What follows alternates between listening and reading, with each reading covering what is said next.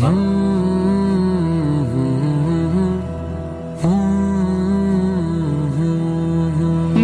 رہنما میرے رہنما گراؤنڈ ریئلٹی کو سامنے رکھ کر، اسباب کو سامنے رکھ کر ایک فیصلہ کرتا ہے، پھر مشورے بھی کرتا ہے. مشورے کی اہمیت شریعت میں استخارے سے بولو زیادہ ہے. آج کاموں کو استخاروں کی بھیٹ چڑھایا جا رہا ہے. جو کرنے کا کام ہے مشورہ وہ نہیں لیا جا رہا، اور جو استخارہ سنت ہے وہ کیا نہیں جا رہا. میں بار بار یہ بات بتاتا ہوں، استخارے میں نکلتا کچھ بھی نہیں ہے. استخارہ اللہ سے مشورہ نہیں ہے. اگر استخارہ اللہ سے مشورہ ہوتا تو پھر اللہ سے مشورے سے بعد مخلوق سے مشورے کی اجازت ہوتی؟ دیکھو، ایک کینسر کا اسپیشلسٹ بیٹھا ہوا ہے، آپ کو اللہ نہ کرے کینسر ہو گیا، آپ اس سے مشورہ لے رہے ہیں کہ مجھے علاج کہاں سے کرانا ہے اور کتنا خرچہ ہوگا، امریکہ جا کے علاج کروں یا پاکستان میں ہی کروں وغیرہ وغیرہ. اس سے مشورہ لیا، اس کے بعد آپ ایک پلمبر سے مشورہ لے رہے ہو، یار مجھے کینسر ہو گیا تو بتا. وہ کہے گا یار ابھی آپ تھوڑی دیر پہلے کس سے مشورہ لے رہے تھے؟ آپ لوگ، میرا خیال ہے میں ٹی وی میں آ رہا ہوں تو تھوڑا سا ساتھ دینا. وہ کہے گا آپ تھوڑی دیر پہلے مشورہ لے رہے تھے کینسر، بلکہ کینسر کے اسپیشلسٹ کو غصہ آئے گا، کمبخت تیری نظر میں میری اور پلمبر کی کوئی فرق نہیں ہے؟ جب تو نے مجھ سے مشورہ لے لیا تو اب کسی جمعدار سے تو کینسر کے بارے میں مشورہ لے رہا ہے. تو اللہ کے مقابلے میں مخلوق کی کوئی اوقات ہے؟ تو اگر استخارہ اللہ سے مشورہ ہے اور اللہ خواب میں آ کے آپ کو بتائے گا کہ کرو یا نہیں کرو، ریڈ کا مطلب نہیں کرو، گرین کا مطلب کر لو، کالے کا مطلب مت کرو اور وائٹ کا مطلب کر لو، لوگوں نے یہ بنائی ہوئی باتیں. تو پھر قرآن میں پبلک سے مشورے کی اجازت یا حکم ہوتا؟ قرآن میں سورہ شورا نازل ہوتی جس کا نام ہی مشورہ ہے.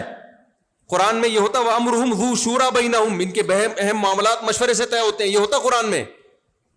تو اس سے صاف پتہ چلتا ہے استخارہ مشورہ بولو نہیں ہے.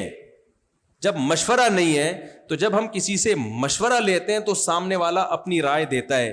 جب مشورہ نہیں لیتے تو رائے دیتا ہے پھر وہ، بلکہ ہم اس کو ڈانٹ دیتے ہیں کہ میں نے آپ سے پوچھا ہے.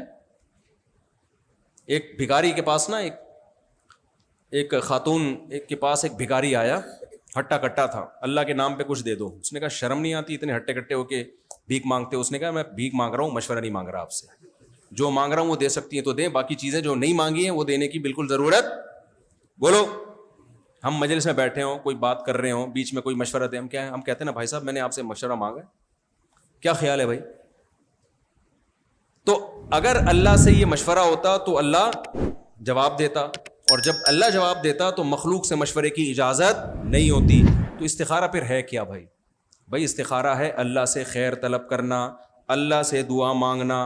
اللہم ان کنت تعلم، اے اللہ اگر تو یہ جانتا ہے کہ یہ عمل تیرے لیے میرے علم میں بہتر ہے تو مقدر کر دے اور اس میں برکت دے دے، بہتر نہیں ہے تو مقدر نہ کر، ہٹا دے اس کو یہاں سے.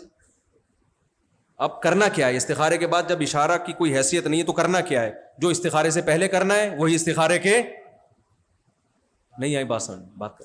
اس کی مثال ایسے ہے، کیونکہ استخارہ دعا ہے نا، تو آپ وہی کینسر کی، اللہ نے ویسے کوئی ہلکی مثال لے لیتا ہوں، کینسر کی تھوڑی گاڑی ہو گئی ہے، آپ کے سر پہ بال نہیں اگ رہے، آپ چاہتے ہو کہ میرے سر پہ بال اگیں، تو ہیئر ٹرانسپلانٹیشن والوں کے پاس جاؤ گے نا، آپ ان سے مشورہ لوگے کہ تیل لگا کے قدرتی طریقے سے اگائے جائیں یا ٹریکٹر چلا کے کھاد ڈال کے یہاں کی فصل یہاں لگائی جائے. یہی دو طریقے اس وقت دنیا میں چل رہے ہیں. اور پھر کس ڈاکٹر سے علاج کیا جائے. تو آپ نے، میں بات ہی دماغ سے نکل گئی میری جو میں مثال دینا چاہ رہا تھا، یہ کینسر ہی کی ٹھیک تھی یار. اس میں ایک سگریٹ کے ڈبے پہ لکھا ہوا ہوتا ہے نا، خبردار سگریٹ کینسر کے لیے نقصان دہ. ایک آدمی دکان پہ گیا، اس نے سگریٹ خریدی، اس پہ لکھا ہوا تھا خبردار سگریٹ پینا مردانہ قوت کے لیے، مردانہ قوت کی کمزوری کا ذریعہ ہے. اس نے فوراً واپس کی، بولا وہ کینسر والی دے دے بھائی، تو کون سی دے دے؟ لوگوں کو کینسر قبول ہے، دوسری بیماری قبول، کہتا مر جائیں. تو میرے ذہن سے ہی وہ مثال نکل گئی جو میں دینا چاہ رہا تھا.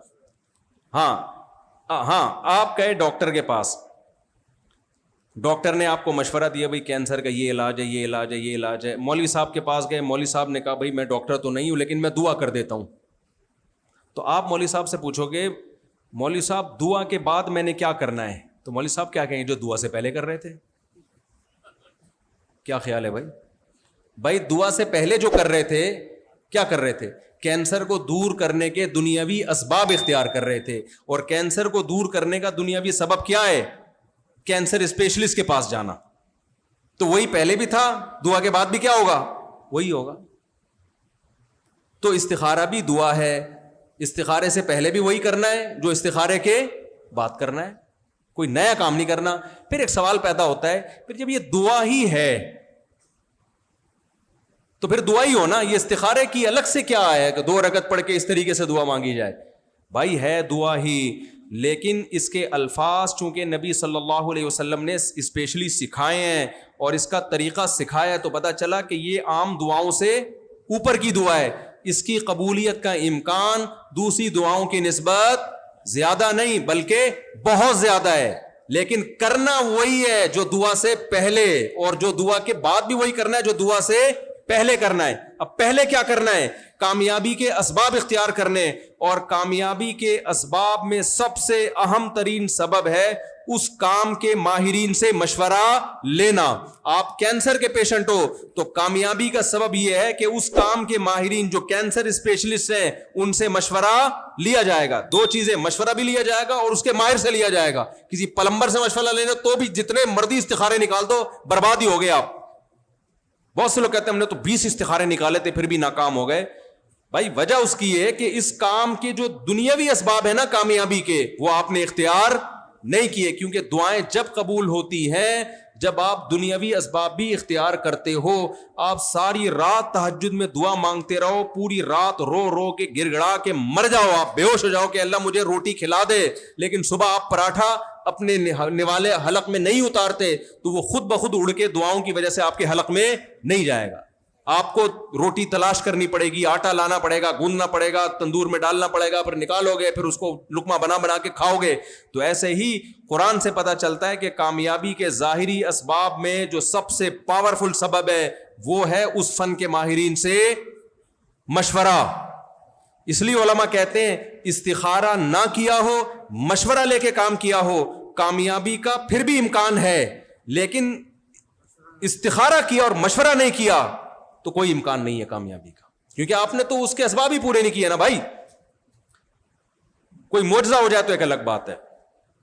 تو اس لیے جو میں نے آپ کو ایک اصول شریعت کا بیان کیا نا، بس اسی پر میں بات کو ختم کر رہا ہوں کہ جو کام اپنے اختیار میں ہے اس کو چھوڑو نہیں، اور جو اپنے اختیار میں نہیں ہے اس کے پیچھے کبھی بھی بولو مت پڑو. تو یہ نعرہ ٹھیک ہوا کہ نہیں ہوا؟ آئے گا بھائی، آئے گا، کوئی نہ کوئی تو آئے گا، کیونکہ میرے آنے سے تو کوئی آ نہیں سکتا. تو ہم نے یہ نعرہ لگایا ہے، اور یہ ہم نے بچپن میں اللہ معاف فرمائے ڈرامہ دیکھا تھا، اس میں یہ نعرہ سیکھا تھا ہم نے. تو پورے میرے بیانات اس نعرے پہ ہوئے ہیں. مجھے ایسا سبق ملا نا اس نعرے سے، حالانکہ بچپن کا پڑوسیوں کے اللہ معاف فرمائے، تبھی میں اللہ معاف فرمائے اس لیے کہہ رہا ہوں کہ کوئی کلپ میں کہہ کے دیکھو ڈراموں کی باتیں کر رہے ہیں، تبھی تو کہہ رہا ہوں اللہ معاف فرمائے کہ ڈرامے دیکھنا ٹھیک نہیں ہے. تو بچپن میں کہیں جا کے دیکھ لیا تھا، اور اس زمانے کے ڈرامے بھی ایسے ہوتے تھے کہ خواتین ہیروئن وہ جو ڈرامے کی جو ہوتی تھی نا اس کو دیکھ کے پردہ کر لیا کرتی تھیں. اچھا یہ میں بھی اعلان کرتا ہوں ایک منٹ. تو اس میں نا ایک دکھایا تھا کہ وہ بچے نعرہ لگا رہے ہیں الیکشن کے دنوں میں، آئے گا بھائی آئے گا، کوئی نہ کوئی تو آئے گا. تو اس لیے اپنے دماغ کو بھائی صرف ایک طرف لگاؤ. نبی صلی اللہ علیہ وسلم نے فرمایا، بس یہ حدیث کا ترجمہ کر کے بیان ختم کرتا ہوں، من کانت الآخرۃ ہمہ جعل اللہ غناہ فی قلبہ وجمع له شملا واتتہ الدنیا وہی راغمہ. آپ صلی اللہ علیہ وسلم نے فرمایا جس نے اپنی فکر آخرت کو بنایا، دنیا میں وہی فکر لینی ہے جو آخرت سے جس کا لنک ہو. اب کمانے کی فکر آخرت کی فکر ہے، اصل میں یہ کمانا کیا ہے؟ فرض ہے. تو اصل فکر کیا ہوگی؟ آخرت. تو آپ صلی اللہ علیہ وسلم نے فرمایا اللہ اس کی تمام فکروں کو سمیٹ دیتے ہیں ایک فکر میں. تو بتاؤ جس کی ایک فکر ہو، زیادہ فکریں ہو وہ سکون میں ہوگا، یہ ایک فکر والا سکون میں ہوگا؟ تو اس کی فکروں کو وجمع له شملا، جعل اللہ غناہ فی قلبی، دوسری بات اللہ اس کے دل میں غنا پیدا کر دیتا ہے، غریب ترین ہو کے بھی وہ اپنے آپ کو کروڑ پتی سمجھ رہا ہوتا ہے، کیونکہ اب اس کی فکر دنیا رہی نہیں ہے۔ اور تیسری بات اتتہ الدنیا وہی راغمہ، دنیا اس کے پاس آئے گی ناک رگڑتے ہوئے، ذلیل ہو کے آئے گی۔ اور فرمایا من کانت الدنیا ہمہ، جس نے دنیا کو اپنی فکر بنا لیا، جعل اللہ فقرہ بین عینیہ، تو اللہ تعالیٰ فقر و فاقہ اس کے سامنے رکھ دیں گے۔ آج میں مشاہدہ کر رہا ہوں، کروڑوں روپے کا بزنس ہے، اربوں خربوں روپے کی فیکٹریوں کے مالک ہیں، میرے پاس آئے ہیں کہ ہمیں ڈپریشن ہے، ہمیں ڈر لگا رہتا ہے اس پہ آگ نہ لگ جائے، ڈر لگا رہتا ہے کوئی قبضہ نہ کر لے۔ میں کہتا ہوں بھائی اتنا پیسہ تمہارے پاس بینکوں میں ہے، یہ پوری بھی تباہ ہو جائے نا تو 7 نسلیں کھا سکتی ہیں۔ اور یہ وہ لوگ ہیں جو ٹوپیوں داڑھی والے، ان کی بات کر رہا ہوں۔ تو نبی نے فرمایا جس نے دنیا کو فکر بنا لیا تو یہ اس کی خوش فہمی ہے کہ دنیا آنے سے اس کا پیٹ بھر جائے گا، وہ خوش زندگی گزارے گا۔ فرمایا جعل اللہ فقرہ بین عینیہ، اللہ فقر و فاقہ اس کی نگاہوں کے بالکل سامنے۔ فقر و فاقہ آپ کا دشمن ہے، اور دشمن جب نگاہوں کے سامنے ہو تو کبھی سکون سے سو سکتا ہے آدمی؟ آپ کو ایک آدمی کے بارے میں ڈر ہے مجھے قتل کر دے گا، لیکن وہ رہتا ہے امریکہ میں رہتا ہے، ہوگا بھائی تھوڑا سا ہلکا ہلکا ڈر ہوتا ہے کبھی امریکہ سے آ کے مار نہ دے، لیکن آپ کو پتا ہو کہ یہ بندہ قتل کر دے گا یا یہ قتل کر دے گا، اور یہ ہر وقت آپ کے کوئی گارڈ کے بارے میں کہے کہ آپ کا گارڈ آپ کو مار دے گا اور گارڈز کو ہٹا بھی نہیں سکتے آپ، تو اب آپ سکون کے وظیفے پڑھ رہے ہو، یار مجھے سکون نہیں مل رہا، مفتی صاحب کو اس سکون کا، پھر عاملوں کے پاس گئے، عامل کہہ رہے بندش ہے، چڑیل ہے، جن ہے، بھوت ہے۔ بھائی صاحب آپ نے اپنا دشمن خود پالا ہوا ہے۔ تو نبی نے فرمایا جس نے دنیا سے محبت کی، دنیا کو اصل بنایا تھا اللہ نے ہمیں آخرت کے لیے، اس نے دنیا کو اصل ہدف بنا لیا، تو سب سے نقد جو سزا اس کو ملے گی نا فقر و فاقہ۔ جو دیکھو ہم اپنے سیاست دانوں پہ حیران ہوتے ہیں نا، یار اربوں خربوں روپے انہوں نے بنا لیے، اسٹیل مل پوری پی گئے۔ یہ اسٹیل مل ہماری تباہ کیسے ہوئی ہے؟ کسی نے پی ہے نا یہ، یعنی ایک اسٹیل کا چمچ بھی نہیں چھوڑا اس میں۔ میں تو اسٹیل مل والوں سے ملا ہوں نا، ایک اسٹیل کا چمچ بھی بولو نہیں چھوڑو، کرو ارب پتی بن گئے، تو کیا چین سے بیٹھ گئے وہ؟ اب سکون سے سوتے ہیں کہ ہم نے بہت بنا لیا؟ نہ، اس کو ڈبل کیسے کیا جائے؟ تو نبی صلی اللہ علیہ وسلم نے فرمایا جعل اللہ فقرہ بین عینیہ، اللہ فقر و فاقہ اس کی نگاہوں کے سامنے ایسے گھومتا رہے گا۔ وہی ہے فیکٹریوں کا مالک، ہر وقت ڈر آگ نہ لگ جائے، یہ نہ ہو جائے، وہ نہ ہو جائے۔ فرمایا جعل اللہ فقرہ بین عینیہ وفرق علیہ شملہ، اس کی فکروں کو اللہ بکھیر دے گا، جیسے موتی کے دانے بکھر جاتے ہیں نا، ایک ٹینشن نہیں ہوگی، صرف اس کی نہیں ہوگی کہ فیکٹری کو آگ نہ لگ جائے، یار میرے کہیں گردے خراب نہ ہو جائیں، اس کو کینسر ہو گیا اگلا نمبر کہیں میرا نہ ہو۔ آج اپنے دوست کو میں قبر میں اتار کے آیا، ایسا نہ ہو کہ کل کس کا نمبر ہو؟ میرا۔ آج ٹارگٹ کلنگ میں اس کو مار دیا، ایسا نہ ہو کہ میرا نمبر۔ ہمارے ایک دوست تھے، بوری بند لاشیں نہیں کراچی میں مل رہی تھی، وہ اتنے ڈپریشن میں گئے ہوئے، میں نے کہا کیوں؟ کہہ رہے ہیں مجھے لگ رہا ہے کہیں میری بھی لاش بوری سے نہ نکلے۔ میں نے کہا بھائی تیرا نہ کسی تنظیم سے لینا دینا، تو کیوں ڈر رہا ہے؟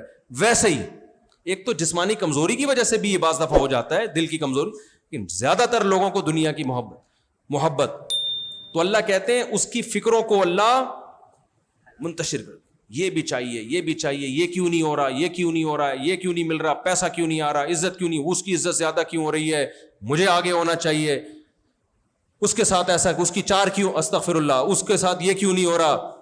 تو یہ اتنی فکریں اس کی، کوئی ایک فکر نہیں ہوتی۔ تو فرمایا فرق علیہ شملہ، اس کی فکروں کو اللہ کیا کر دیں گے؟ بکھیر دیں گے۔ اور ہوگا کیا؟ اتنی ٹینشنوں سے کیا بہت دنیا آ جائے گی؟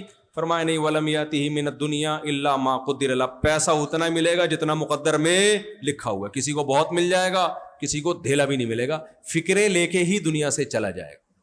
تو اس لیے میرے بھائی بیان کا خلاصہ یہ کہ اصل فکر آخرت کو بناؤ، اور کامیابی کے اسباب میں جو اختیار میں ہے چھوڑو نہیں، جو اختیار میں نہیں ہے اس کے پیچھے مت پڑو۔ اور یہ نعرہ یاد رکھ لو، ووٹ تو کسی نہ کسی کو دینا ہے، آئے گا بھائی آئے گا، کوئی نہ کوئی تو آئے گا۔